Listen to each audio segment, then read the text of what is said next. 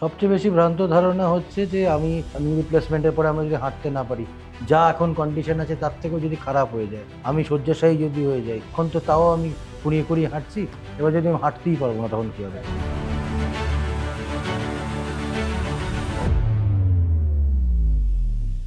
সারাদিন এসির মধ্যে না থেকে বা সারাদিন ঘরের মধ্যে না থেকে যদি অ্যাটলিস্ট আধ ঘন্টা 40 মিনিট নিজের জন্য বার করে একটু বাইরে ইভিনিং ওয়াক, মর্নিং ওয়াক করুন।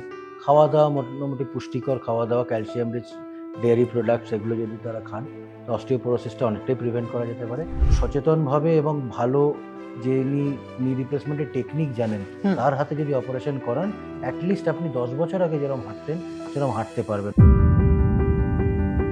আঙুল ফোটালে আপনার আঙুলে যে জয়েন্টগুলো ফোটাচ্ছে, জয়েন্টে পেন বা সাইনোভাইটিস হতে পারে। ফর এক্সাম্পল, আমি যদি ঋষভ পান্তের এক্সাম্পল দিই, he had 3 ligaments torn in the নি।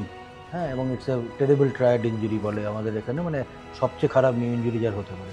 এবং সেও সার্জারির পরে, প্রপার রিহ্যাবিলিটেশনের পরে আজকে ইন্টারন্যাশনাল লেভেলে ক্রিকেট খেলছে।